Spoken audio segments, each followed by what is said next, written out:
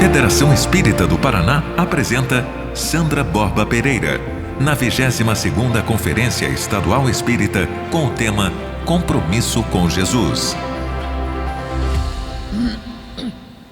Bom dia a todos. Inicialmente, nossos votos de muita paz a todos que nos acompanham presencialmente e pelos diversos canais da mídia, e parabenizar no sábado de manhã vocês estarem aqui essa hora. Eu, na verdade, estou parcialmente, metade de mim ficou deitada, então qualquer problema vocês já exercitem a indulgência, porque eu ainda estou dormindo. Mas vamos lá. Compromisso com Jesus, tema que me foi sugerido por uma grande amiga nossa aqui, e sempre necessário, porque na verdade nós muitas vezes esquecemos que assumimos o compromisso. Esquecemos, desviamos, colocamos umas cláusulas que não existem, suprimimos outras, enfim, criamos muitos problemas, e só muitas vezes a desencarnação e o comparecimento perante a própria consciência após a experiência terrena é que nos vai mostrar o quanto nós fomos atentos ou desatentos aos chamados compromissos assumidos. Mas nos lembramos, assim que nos propusemos a abordar este tema, de uma página muito interessante que está num livro do nosso irmão X, o livro Pontos e Contos, um livro pouco, vamos dizer assim, referenciado, mas tem uma mensagem extraordinária, inesquecível para quem já teve a oportunidade de lê-la. Pontos e Contos, irmão X, pela mediunidade do nosso Chico Xavier, publicado pela Federação Espírita Brasileira. E o título da mensagem é O Discípulo de Perto.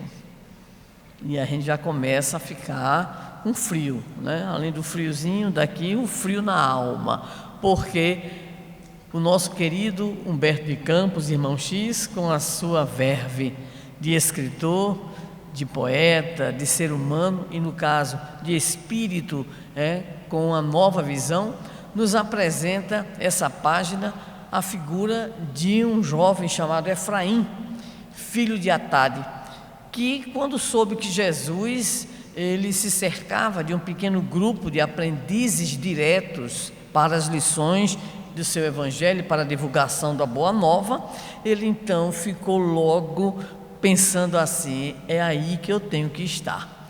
Imaginou logo que deveria se aproximar de Jesus, porque sobre ele, sobre o mestre, se divulgavam muitas coisas, que ele seria o rei, e que ele teria vindo para libertar o povo de Israel da subjugação romana. O povo estava oprimido, mas se falava em torno dessas possibilidades de, podemos assim afirmar, determinadas conquistas de ordem material. Então Efraim, com a sua cabecinha meio fora do lugar, mas com muitas ilusões, pensou assim: nada melhor do que eu me aproximar do Senhor, nada melhor do que eu disputar, vamos dizer, uma espécie de lugar privilegiado junto a Ele.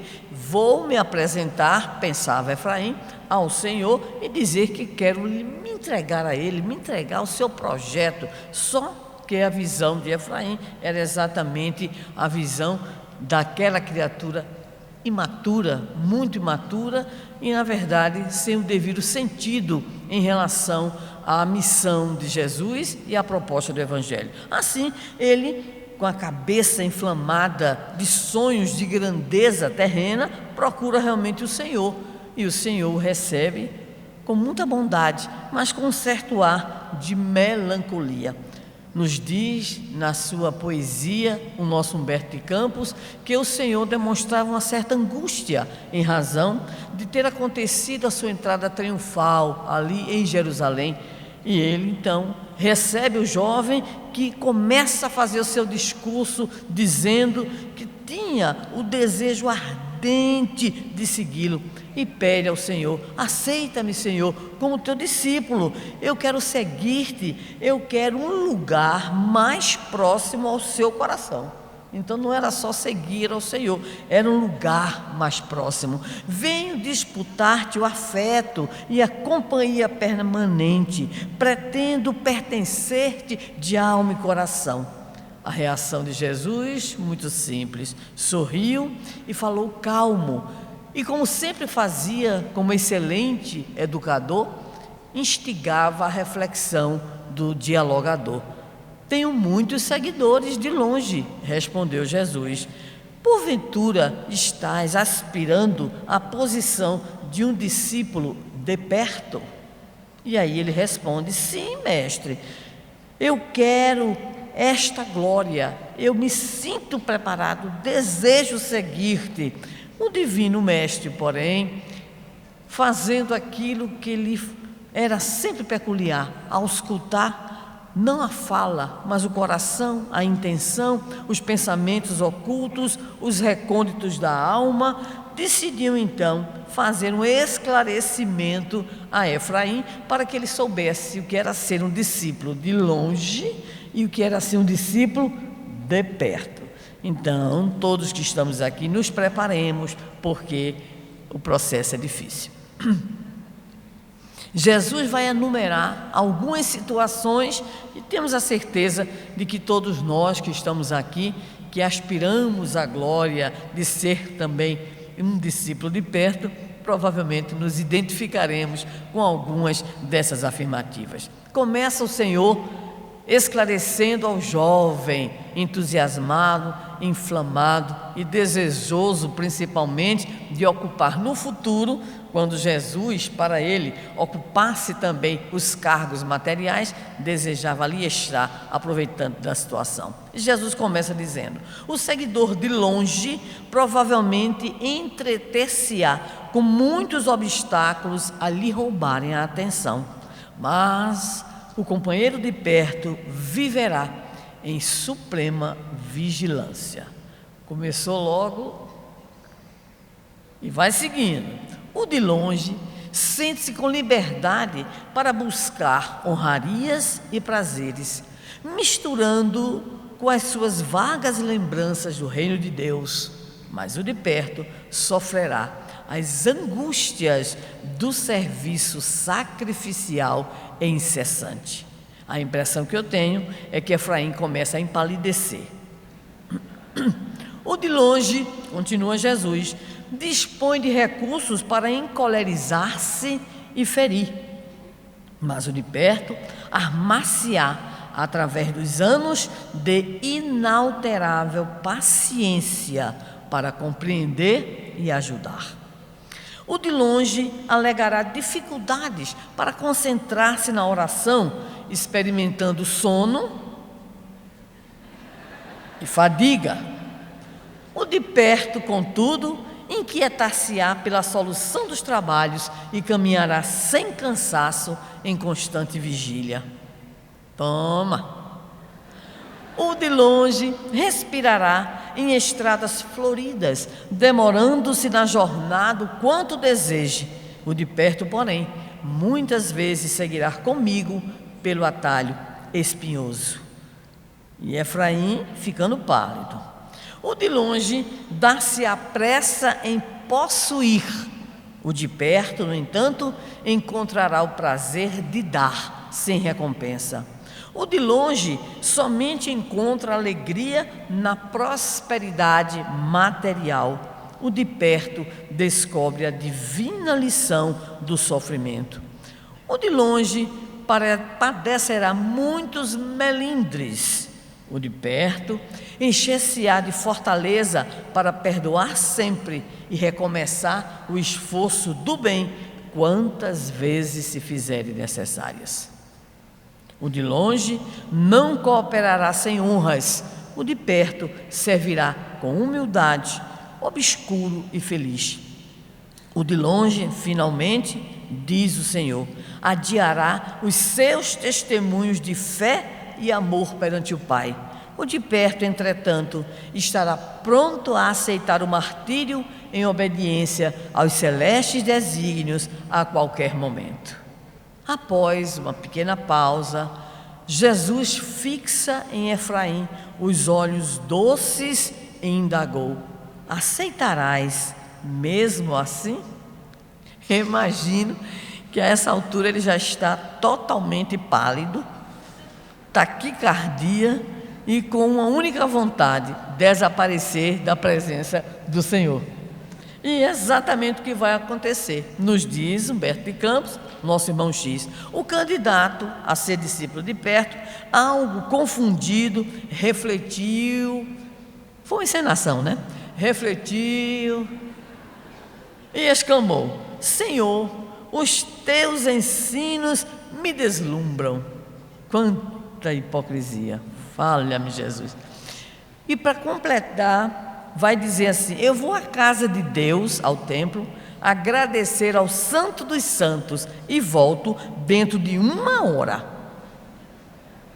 Marcou o tempo, a fim de abraçar-te o sublime apostolado sob juramento. Assumir o compromisso, né? Jesus aceitou-lhe o amplexo, efusivo e ruidoso, despediu-se dele sorrindo, mas Efraim, filho de Atade, nunca mais voltou. Nunca mais voltou. Então, nós começamos com essa mensagem para nos referirmos a uma condição humana nossa, mesmo nós que nos encontramos nas fileiras do cristianismo e do espiritismo. Efraim representa muitos de nós pela incapacidade de compreender o chamado sentido, alcance da vinda de Jesus, sua tarefa, sua missão e, em especial, os elevados objetivos do Evangelho, que nos propõe todo um programa de renovação, todo um programa de autoeducação, de autoconhecimento, como condição para nos tornarmos de fato os seus discípulos. A partir de uma olhadazinha rápida, nós começamos a entender a Efraim e a nós também. Primeiro, Efraim foi movido pelos seus interesses pessoais, pela sua ânsia de poder, pela sua ânsia de destaque pessoal. É uma característica que está muitas vezes presente também em nós.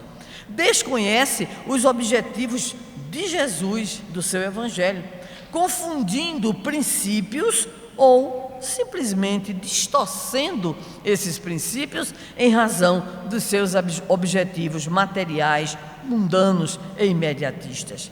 Efraim é incapaz de compreender o alcance das chamadas propostas do Mestre pela sua condição espiritual deficitária, pelas suas más paixões, pelos seus objetivos centrados na vida material, pelo desconhecimento da condição excelente de Jesus, enquanto aquele que nos veio propor não apenas um caminho de mudança, mas o caminho capaz de nos levar ao grande objetivo, à grande destinação da nossa própria condição humana, que é a perfectibilidade. Efraim não tinha, podemos sintetizar, condições de assumir então um compromisso de fato com Jesus. Ele foi, na verdade, tentar se dar bem. Era isso que ele queria.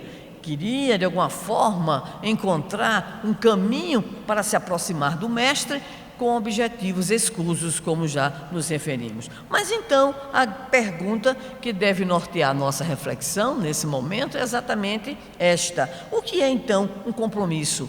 O que é que torna um ato humano um ato que se refira de fato ao comprometer-se com algo? Quem é que pode se comprometer? O que ocorre com o chamado ato comprometido?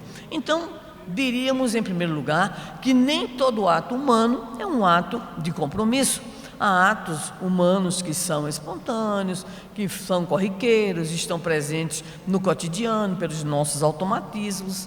Há atos que são como que impostos a partir de autoridades ou de autoritarismos. Há atos que são como que impostos ideologicamente em processos históricos de cerceamento, ou pelo menos, se não totalmente de cerceamento, mas pela criação de obstáculos ao processo humano de pensar de modo crítico, de modo criativo, né? E principalmente também nós temos muitos atos de insubordinação. Nós temos em nossas vidas muitos atos de revolta diante das circunstâncias da vida, bem como diante das nossas próprias dificuldades de compreensão em relação ao divino. Então, nem todo ato, de fato, é um ato de compromisso. Para que um ato possa ser considerado um compromisso, nos afirmam estudiosos, em especial, pegando aqui, como sempre o fazemos, uma referência bem nossa na área da educação, o nosso Paulo Freire, é preciso que o ser humano seja capaz de pensar e de sentir.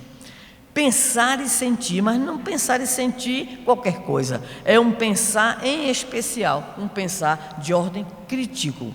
De ordem crítica, por quê? Porque um pensar de nível superficial não nos conduzirá a uma análise daquilo que seria necessário para assumirmos então um compromisso. Então, aquele que apenas está mergulhado no ato, ou aquele que não pensa com criticidade e nem alimenta um sentimento de tolerância, de respeito, de solidariedade, essa pessoa pode até dizer-se ou considerar-se comprometida, mas na verdade estará tão apenas fechada em suas próprias visões, em seus próprios limites, em suas próprias compreensões. Por exemplo, os intolerantes, os exaltados, os fanáticos, são aqueles que acham-se ou se acham comprometidos com essa ou aquela causa, mas na verdade são pessoas comprometidas exclusivamente com os seus próprios interesses, com as suas próprias visões, com as suas próprias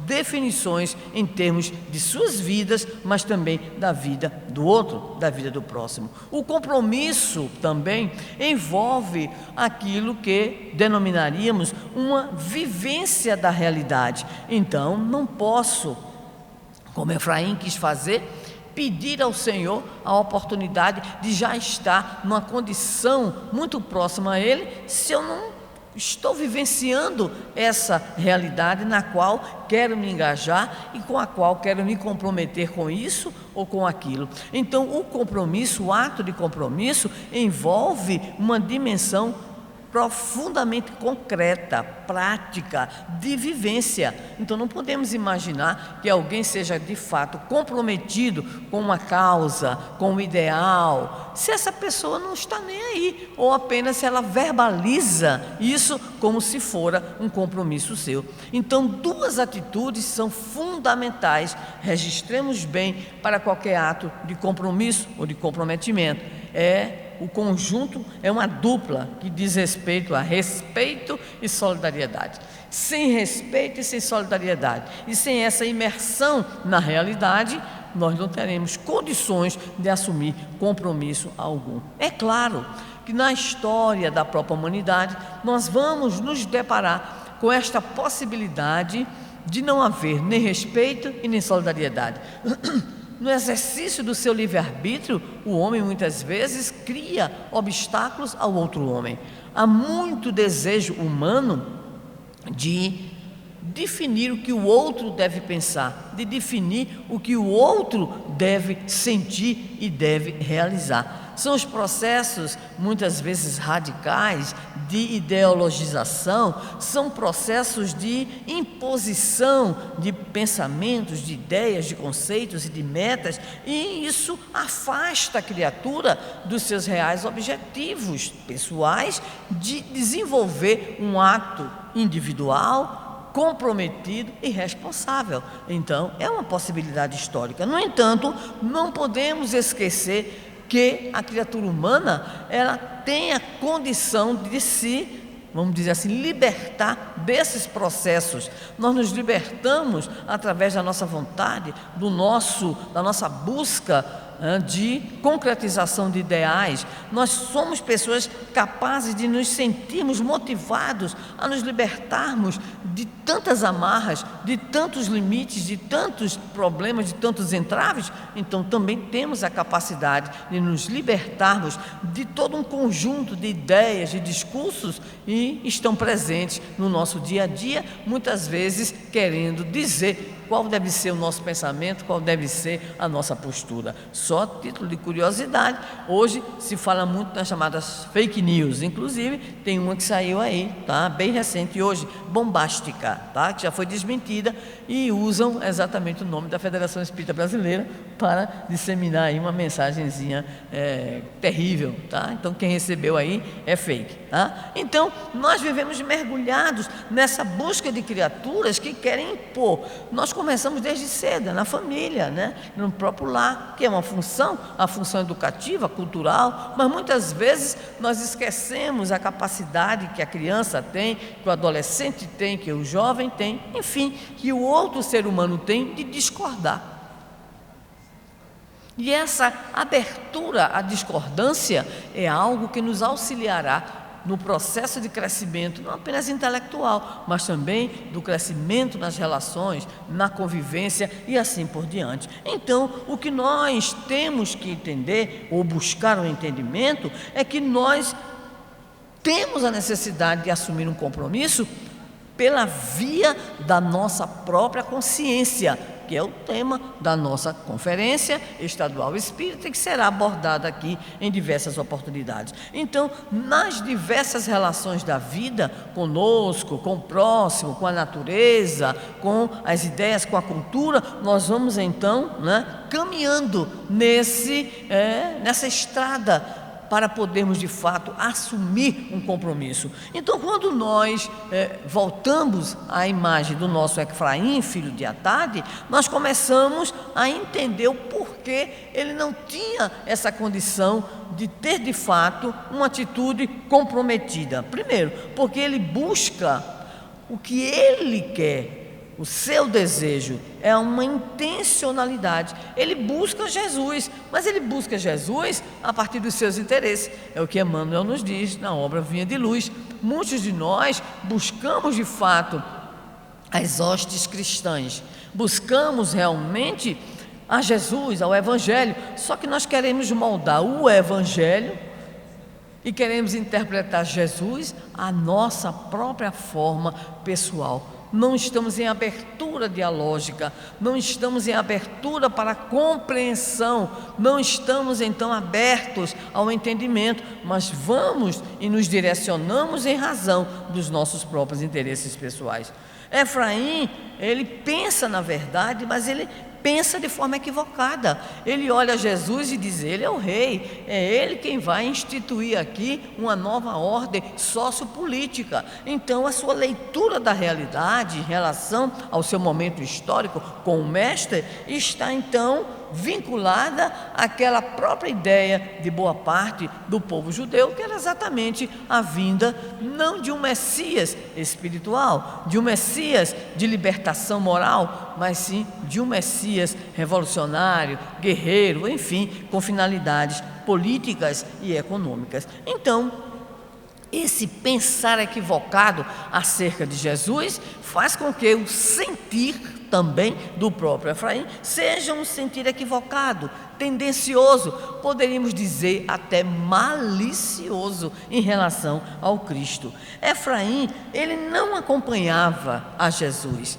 ele não tinha experiência nem junto a Jesus, nem junto aos discípulos, enfim, ele estava fora da experiência concreta, ele não tinha vivenciado qualquer possibilidade de interação com os discípulos, com a multidão, a partir dos referenciais do Evangelho. Enfim, ele não tem capacidade nem de compreender a Jesus e muito menos de compreender a mensagem do Evangelho. As suas reações na narrativa de Humberto de Campos revelam, primeiro, uma surpresa imatura, confusa, quando Jesus lhe faz a pergunta se ele desejaria ser um discípulo de perto ou de longe. Também as reações no decorrer do texto revelam um Efraim receoso, um até decepcionado, porque achava que a coisa podia ser bem mais fácil. Ele também faz uma promessa, o que é muito grave. Ele promete a Jesus que volta em 1 hora. E ele promete o que ele é incapaz de cumprir. E finalmente, aquilo que também o Espírito Emmanuel vai nos dizer de muitas das nossas reações diante dos convites do Evangelho: a fuga. Hoje, quando a gente viaja no movimento espírita, a gente tem que ter muito cuidado, porque como a gente viaja há um certo tempo, né? Então a gente conhece pessoas de muitos lugares. Então é muito comum, quando nós chegamos em determinada cidade, em determinado local, nós perguntemos pelos companheiros de 1900 antigamente. E aí a gente ouve as respostas mais duras. Ah, fulano? Não, fulano agora é mais espírita não. Mas não. Cadê fulana? Como é que vai? A família separou-se. Ah, certo. E fulano de tal? Menino, está dando um trabalho no movimento espírita que não tem quem aguente. Meu Deus do céu. Escrevemos, recentemente foi publicado pelo Mundo Espírita, os grandes desafios que entendíamos à época e continuamos a entender em relação ao espírita, que é a perseverança e a fidelidade. Então, se a gente conseguir caminhar perseverante e fiel àquilo que entendemos ser o objetivo do Evangelho, da doutrina espírita em nossas vidas, nós estamos bem. Mas acontece, meus queridos amigos, que a conversa de Jesus com Efraim, na narrativa de Humberto de Campos, foi ali, uma coisa pontual, mas o Senhor, Ele fez algo muito importante. Primeiramente, Jesus sabia e sabe que um compromisso é um ato de liberdade, é um ato de escolha do indivíduo.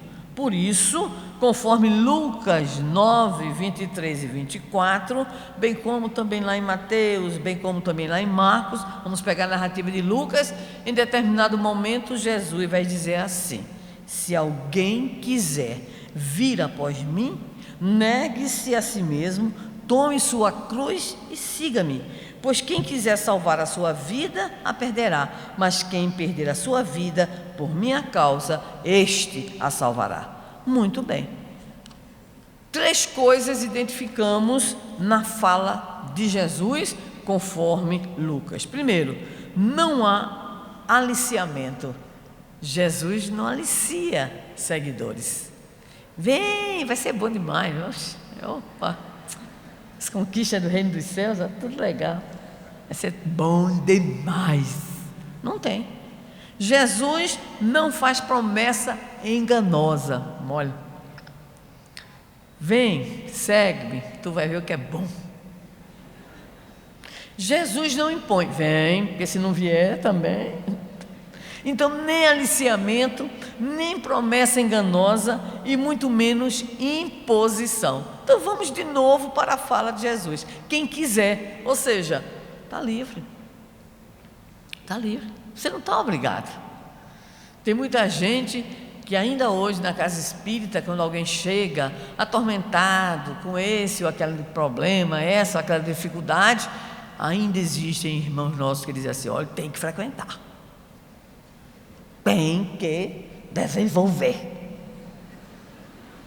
a mediunidade. Então, ainda hoje, em pleno 3º milênio, a gente ainda encontra esse tipo, Um dia desse, lá fui eu socorrer uma pessoa, filha de uma amiga, professora da universidade, que uma filha dodóizinha, com alguma insensibilidade e tudo mais, e ela foi a uma determinada instituição não espírita, graças a Deus, e a filha ficou bem, e a pessoa disse para ela: pois é, para sua filha continuar bem, você tem que vir para cá. E ela olhou para mim, marcamos o encontro, e aí eu disse: o que é que você acha? E aí na conversa fomos dialogando sobre essa questão da imposição, da cobrança. Ou sua filha só ficará bem se você estiver aqui. Que é isso? Olha aí. Então, em Jesus não tem essa questão não. Você quer? Não quer não? Tudo bem, a gente se encontra. Porque eu tenho a impressão que Efraim até hoje deve rodar atrás de Jesus. Eu penso, né? Então, cada um de nós que está aqui vai ter o seu tempo. É a sua estrada de Damasco. Então, quem quiser, envolve, primeiro, opção. Segundo, livre escolha. Livre escolha. E aí, como é que fica? Pois é, eu vou ser espírita para valer. Eu acho tão bonito isso quando a pessoa diz, porque o para valer significa que deve ter o que não vale. Mas eu acho bonito a pessoa dizer, é para valer, né? Ou então tem gente que passa um tempo, até frequentou evangelização infantil, juvenil, depois foi para o mundo, caiu na gandaia, aí, agora eu voltei. Voltei. O filho pródigo volta, todo estrupiado, coitado, porque voltou numa situação lastimável, né? Muito bem. E tem uns que são mais interessantes ainda, e dizem assim, diziam, não sei se ainda vão dizer, deixa eu me aposentar. Né? Esse então já está condenado. Perdoai-me, Senhor. Então, o que é que ocorre? É uma opção. Jesus diz, vem, não está impondo não, agora é preciso que a gente tenha discernimento, né? Que a gente tenha um bom senso, né? Lembrar mais uma passagem do nosso irmão X, a obsessão pacífica, né? Uma historinha muito boa, Custódio de Saquarema, ainda me lembro, que aí toda a vida, né, os obsessores jogavam na cabecinha dele, agora não, você é muito novo, agora você tem que estudar, ele estudou, agora você tem que trabalhar, ele trabalhou, agora você tem que casar, ele casou, agora você tem que ganhar dinheiro. E quando ele ficou já, aí naquela época tinha a aposentadoria, ele disse, agora eu vou à casa espírita, né? Ele reencarnou com um programa de trabalho. Aí os obsessores disseram a ele, agora? Vamos dizer que você agora está velhinho. Se fosse hoje, diria assim, está com Alzheimer. E assim, então vejam bem, é opcional, mas nós não podemos brincar com o compromisso. A gente não diz assim, olha, eu vou ser espírita 2 anos. Depois disso, tá bom, já. Não é assim. Então, é opcional, é livre escolha, mas é um assumir, que é uma palavrinha complicadinha, é a assunção de uma responsabilidade, tema que nós abordaremos mais tarde. Muito bem, então Jesus continua dizendo, é preciso negar a si mesmo. Olha, uma confusão esse negar a si mesmo. Que a pessoa pensa que é então abandonar tudo, é um processo de martirização, é uma desgraça completa, né? É um processo de autodestruição. Não, não é isso não. Eu aprendi com um amigo meu, porque eu ficava em crise com essa expressão negar a si mesmo, até que um dia houve uma palestra belíssima de um companheiro nosso, do Rio Grande do Norte, jornalista, João Mar Moraes. Ele dizia, negar a si mesmo, muitas vezes nós entendemos no sentido até de uma autodestruição, ou no sentido de abdicar de quem nós somos, o sentido de automutilação, mas negar-se a si mesmo é mudar, é mudança de paradigma, é mudança de uma percepção de vida, é mudança de valores. Então, negar a si mesmo é mudança de conceitos, de valores, para que nós possamos agora sim assumir aqueles outros valores, aqueles novos conceitos, aquelas novas proposições que o Evangelho nos apresenta. E isso implica necessariamente em estabelecermos metas e em definirmos novas atitudes. Por isso a expressão tão feliz do Evangelho, nova criatura, a criatura se torna a partir do contato com Jesus e com o Evangelho. Nós não podemos imaginar que alguém, ao ter esse contato, ao ter essa aproximação com o Evangelho, permaneça do mesmo jeito. É todo um processo então de transformação. E para mostrar como Jesus, ele não nos enganou, ele disse, tome a sua cruz. E aí a gente começa, mas Senhor, a gente quer fazer o bem, a gente tem uma proposta de amor. Aí quando a gente começa a receber os coros, da vida. Enquanto eu não era espírita, minha vida seguia bem. Comecei a ser espírita, tome problema, tome confusão, tome exigência, tome isso, tome aquilo. Uma pessoa uma vez me perguntou: por que os espíritas antes não têm problemas e depois têm? Eu disse: depois de quê? De que se tornam espíritas? Eu desconhecia isso, né? E expliquei à pessoa que não é exatamente isso. É aquilo que também o nosso Emmanuel coloca, né? Quando o cristão está na mesma de todo mundo, ou seja, faz nada, na mesmice, ninguém olha para ele. Aí quando o cristão no mundo, é a página, quando o cristão diz assim: agora a minha pegada vai ser boa, agora eu me transformo, agora eu vou ser uma pessoa de bem. Aí nessa hora todo mundo cai em cima da criatura. Emmanuel diz que a pressão às vezes é tão forte que a pessoa volta e diz: não, deixa para lá, foi só um surto. Não foi Emmanuel que disse isso, tá? Aqui é by Sandra, tá? Então, a criatura, de repente, ela é tão pressionada quando ela quer fazer esse movimento de renovação, esse movimento de transformação, que aí então, ela muitas e muitas vezes, ela realmente recua. Então, Jesus não enganou. Tome a sua cruz. E a cruz de cada um de nós é personalizada. Nós, com as nossas atitudes, nós customizamos, acho tão bonita essa palavra, nós customizamos as nossas cruzes. Então tem uns que têm uma cruzinha, outros têm uma coleção de cruzes pequenas, uns têm umas cruzes maiores, uns têm umas cruzes enormes, mas cada um de nós tem a sua cruz. Qual é o sentido? O sentido é assumirmos o compromisso e, com o compromisso, as consequências que esse mesmo ato nos trazem. Quais são as consequências? Então, cada um de nós que está na sua lida, na sua luta, sabe perfeitamente. Se não éramos espíritas, hoje somos a única pessoa espírita da família. Quando acontece um problema, a primeira coisa que a família diz: não é espírita?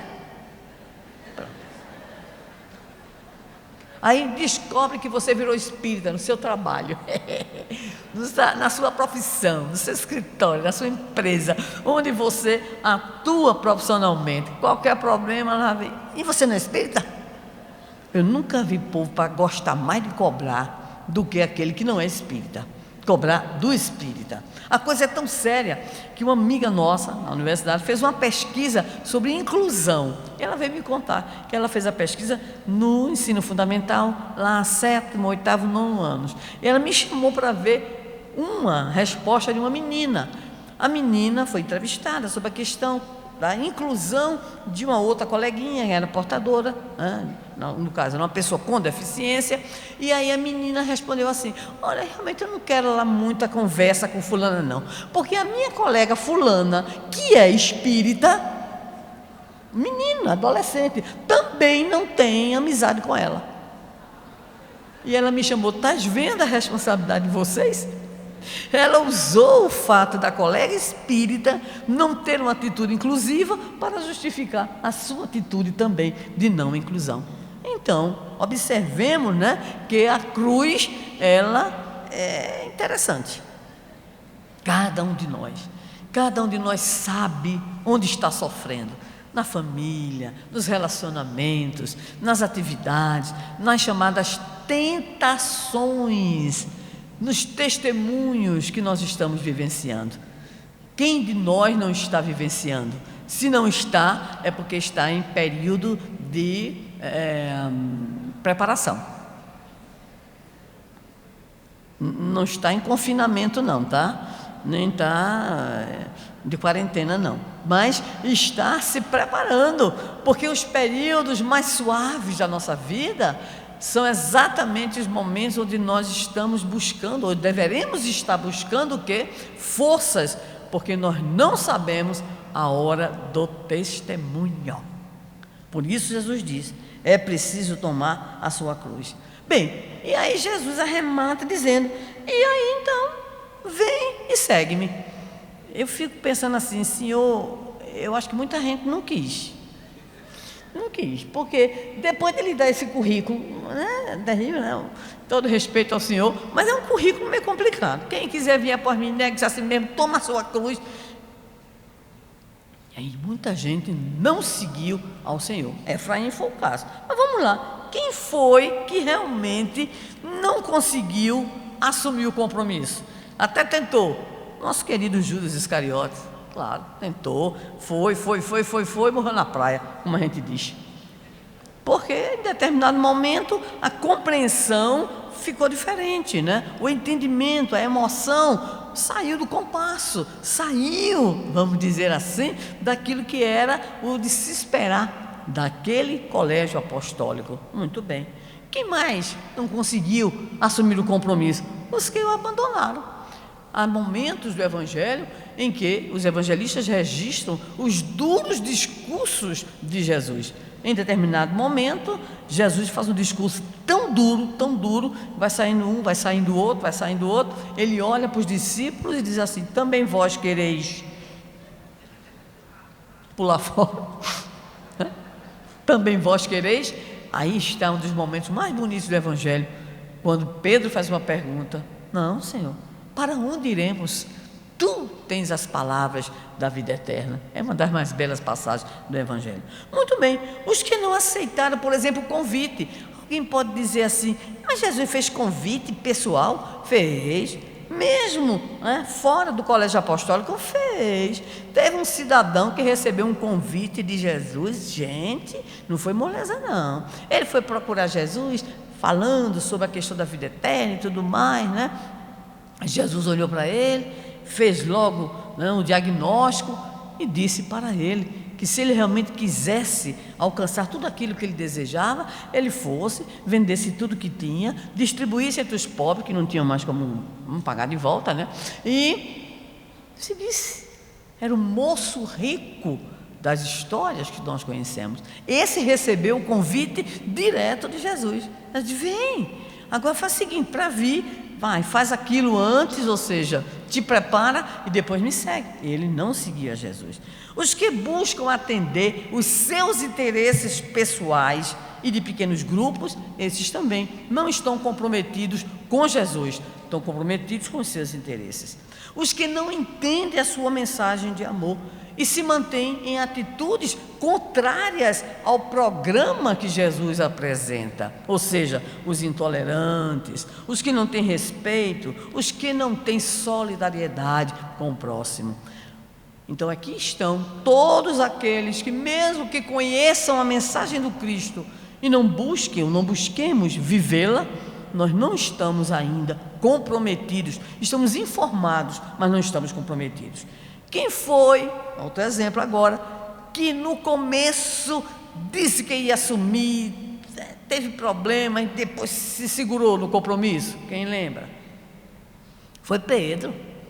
Pedro disse: não, Senhor, eu vou. Vem, Pedro, eu lhe tornarei um pescador de alma. Ele foi, mas em determinado momento, quando chegou a hora da cruz, Pedro disse, naquele momento em que Jesus é preso, toda aquela situação que todos nós conhecemos, e aí todos nós sabemos que Jesus disse a Pedro: antes que o galo cante, me negarás 3 vezes. Eu, Senhor, de jeito algum. E aí acontece o que nós sabemos, realmente ele negará o Senhor. E aí, naquele momento, ele cai em si em relação à sua própria condição humana, a sua fragilidade em termos de assunção ou de assumir um compromisso. É quando nós vamos, no decorrer da própria obra extraordinária de Emmanuel, Paulo e Estevão, ver a Pedro como aquele que foi capaz de identificar a falha do seu compromisso com Jesus para superá-la e dedicar-se depois integralmente à mensagem e à vivência dessa mensagem do Senhor. E agora, alguém pode estar perguntando: meu Deus do céu, e quem ficou para assumir? Não se preocupem não, tem gente, viu? Tem gente. Primeiro, os próprios discípulos do Senhor. Os discípulos do Senhor assumiram, cada um na sua condição, cada um na sua situação, assumiram. Vamos lá, vamos para as mulheres. As mulheres assumiram o compromisso? E como, né? Não vamos nem fazer a lista porque não cabe aqui, mas vamos destacar duas. Vamos destacar Maria, Mãe Santíssima. Vamos destacar Maria Madalena, que assume o compromisso com Jesus, assumindo o compromisso com os leprosos de Dalmanuta, para onde se dirigirá, para conviver, para viver com eles a mensagem do Cristo. Poderíamos lembrar aqui a grande figura de Estevão, o primeiro mártir do cristianismo. Podemos lembrar, sem dúvida nenhuma, Paulo, como aquele que vivenciou de fato as etapas daquela colocação célebre de Jesus: quem quiser vir após mim. E alguém poderia perguntar, só por espírito de contradição, porque entre nós tem muito disso também. Então alguém poderia perguntar, mas parece que Paulo não queria não. Mas acontece que Paulo era o vaso escolhido, conforme Atos dos Apóstolos nos diz. E Jesus, ele não foi encontrar-se com Paulo na estrada de Damasco para dizer para ele: seu cabra, você não vá atrás de Ananias. Será que foi assim que Jesus disse a Paulo quando encontrou com ele na estrada de Damasco? Não, Jesus apresentou para ele um lamento e uma pergunta: Saulo, Saulo, por que me persegues? Não tem posição, não tem? Não tem não, né? Vocês concordam que não tem? Não tem. Saulo, Saulo, por que me persegues? Jesus se lamenta, né? É quando então Saulo cai na real. Epa, quem é, Senhor? Eu sou Jesus, aquele a quem persegues. E aí a tomada de consciência fulminante que vai desencadear o compromisso de Paulo: Senhor, que queres que eu faça? Mas ainda assim Jesus sabia que o compromisso não se assume assim. Jesus disse para ele: vai, passa um tempinho lá na estalagem. Jesus tinha o GPS da época, mandou para a estalagem lá, passa lá, depois eu vou te dizer o que é que tu vai fazer. 3 dias de imersão profunda de Saulo na estalagem até a chegada de Ananias. Aí está o compromisso extraordinário desse apóstolo fenomenal. Os primeiros cristãos, os colaboradores de Paulo, dedicados também, muitas vezes também vivenciando junto ao apóstolo dos gentios os sofrimentos, os açoites, as prisões, as limitações, as dificuldades. Mas nós poderíamos dizer que todos aqueles que de alguma forma entenderam a mensagem do Cristo, ainda que sejam anônimos. Vou dar um exemplo: o moço do manto marrom, que aparece no Evangelho como aquele que foi admoestado pelos discípulos, porque pregava e curava em nome de Jesus, mas não fazia parte do grupinho. E que Leão Tolstói, na obra Ressurreição e Vida, psicografia de Vânia Pereira, nos apresenta a belíssima história. Ninguém sabe quem ele é. Ele é um desconhecido. É linda a história do moço do manto marrom. Então, para ser comprometido com Jesus, não basta apenas dizer ou falar, ou não serão apenas os comprometidos os que aparecem, os que foram aos circos, os que foram esmagados pelo egoísmo, os que foram mortos. Não, o moço do manto marrom, nos diz Leão Tolstói, ele passou a sua vida inteira desenvolvendo o trabalho da evangelização. Era um excelente médium de cura, mas o próprio Jesus diria a ele em sonhos: é hora de atuar nos corações, é hora da evangelização. Então, são pessoas, são personagens que nós nem sabemos, mas foram os convertidos. Foram os que assumiram, e nós lembraríamos, só a título de ilustração, algumas das figuras mais caras na nossa história: Francisco de Assis, Vicente de Paula, Clara, o cura Dades, que é uma figuraça extraordinária, e trazendo para nós aqui, né, o nosso Allan Kardec, com todo o seu sacrifício, toda a sua abnegação, aguentando e suportando a iniquidade humana. Poderíamos lembrar também o nosso Chico Xavier, o nosso Divaldo, a Ivone, o Eurípedes e tantos outros irmãos muitas vezes que nós nem sequer conhecemos os chamados heróis anônimos, mas que assumiram com Jesus o compromisso.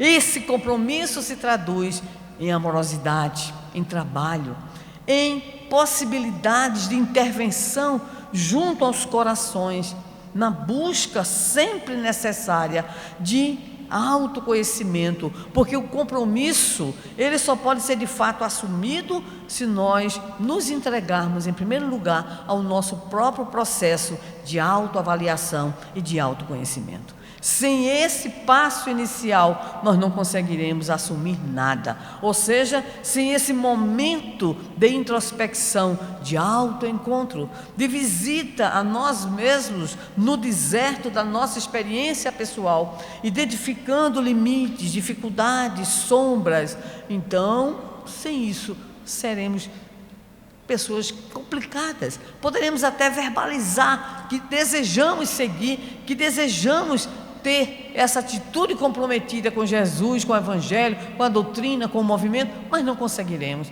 Então, etapas desse processo, a autoavaliação, a autoconhecimento. Para que esse compromisso ele seja de fato real, é preciso que construamos uma visão de mundo.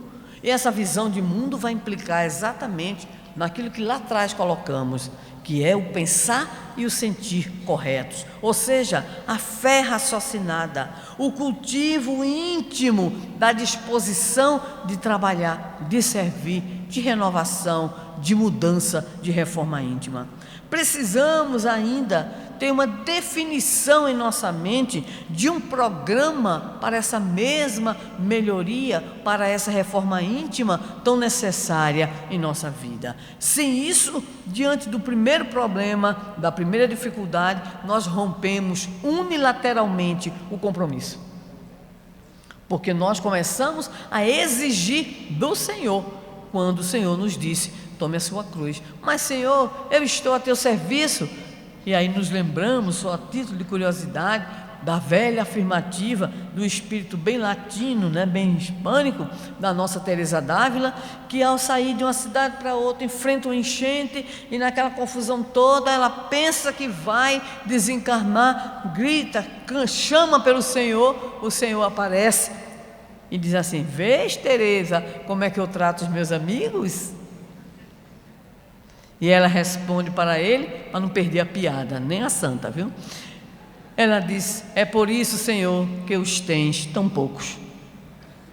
Respondeu na bucha para o Senhor, Então, nós muitas vezes queremos privilégios. Olha, eu sou espírita, aí eu não tenho sofrimento. Olha, eu sou cristão, aí eu não tenho testemunho. Aí eu não vou padecer de tentações, eu não vou padecer determinadas constrições, limites, doenças. E aí? Então, é preciso compreender que nós precisamos ter uma definição, mas que essa definição, ela implique a nossa preocupação de melhoria íntima sem privilégios. O nosso Divaldo ontem usou uma expressão muito feliz: ninguém em regime de exceção. Quando nós aqui nos apresentamos aos senhores, aos nossos amigos internautas, alegres, felizes, muita gente pensa: vida de expositor é uma maravilha. Não.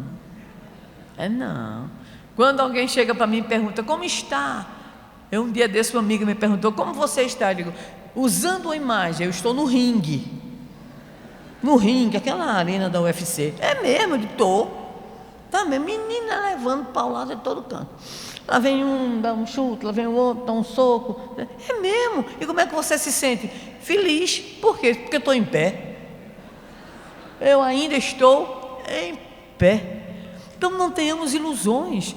Todos os que encetamos esse caminhar evolutivo na superação de nós mesmos, na busca dos compromissos de amor com Jesus, todos estamos, sem exceção, em regime de teste.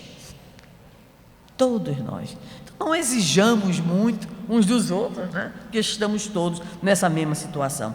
Temos que ter o esforço de autodisciplina.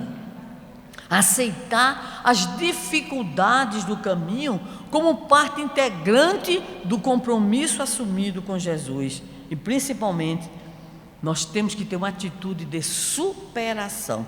Aquele que se compromete com Jesus, aprende a superar. Supera o quê? Medo, supera melindre, supera desânimo, frustrações, decepções. Nós temos que assumir definitivamente o nosso compromisso de alto amor, o nosso compromisso com a vida. Então, queridos amigos que nos ouvem nesta manhã de sábado, lembramos também, a propósito do tema, da profunda necessidade que temos de superar esses momentos difíceis que a vida nos apresenta, esses momentos em que nem sempre conseguimos vislumbrar o caminho a seguir, momentos que muitas vezes nos mantêm inertes na atitude pessimista ou na atitude medrosa diante do chamamento que o Evangelho nos faz. Por isso, decidimos encerrar as nossas palavras evocando uma das páginas mais bonitas que conhecemos da autoria espiritual de Marco Prisco, pela mediunidade do nosso Divaldo Franco, na obra Momentos de Decisão. Porque nós vivemos hoje momentos de decisão. Para nós, provavelmente, para muitos de nós, é o chamado teste limite. Para muitos de nós, talvez seja a última chance nesse processo de regeneração. Então, nos diz o Espírito Marco Prisco: transitam e passam os momentos da vida que dão origem aos estados de paz e de aflição, em que o homem se renova na esperança ou se estossega na dor. No momento de prece, Maria recebeu a anunciação da chegada do Messias. No momento de paz na terra, Jesus nasceu em singular estrebaria para mudar os rumos da história. No momento de confiança, Nicodemos rogou a entrevista que lhe abriu horizontes infinitos sobre a necessidade de nascer de novo. No momento feliz, a mulher samaritana travou o diálogo que lhe mudou o roteiro da existência. No momento de piedade, o bom samaritano tornou-se o símbolo da solidariedade por excelência. No momento de fé, a mulher hemorroíça libertou-se do grave mal que a martirizava. No momento de irreflexão, o moço rico perdeu a oportunidade de ganhar a jornada. No momento de dor, a mulher adúltera encontrou a piedade do Mestre e renovou-se para avançar vida afora. No momento de inveja, alguns fariseus tentaram embaraçar o Senhor e se confundiram a si mesmos. No momento de inveja, no momento de amor, Jesus libertou o obsidiado de Gadara, que padecia cruel constrição de mentes perturbadoras. No momento de desequilíbrio, Judas traiu Cristo. No momento de fraqueza moral, Pedro negou o amigo. No momento de pusilanimidade, Pilatos lavou as mãos e perdeu a maior bênção da vida. No momento estoico, mulheres piedosas atestaram a grandeza do amor, acompanhando o sublime condenado. No momento de loucura coletiva, os homens crucificaram Jesus. Mas, no momento de luz, o Mestre ressuscitou, e até este momento é o caminho, a verdade e a vida. Momentos de decisão. Há tantos momentos em nossas vidas que malbaratamos, que passamos na inutilidade ou no acompliciamento dos erros sem conta, que produzem aflições e dor. Surgem também e ressurgem momentos que nos convocam à liberdade e à paz legítima.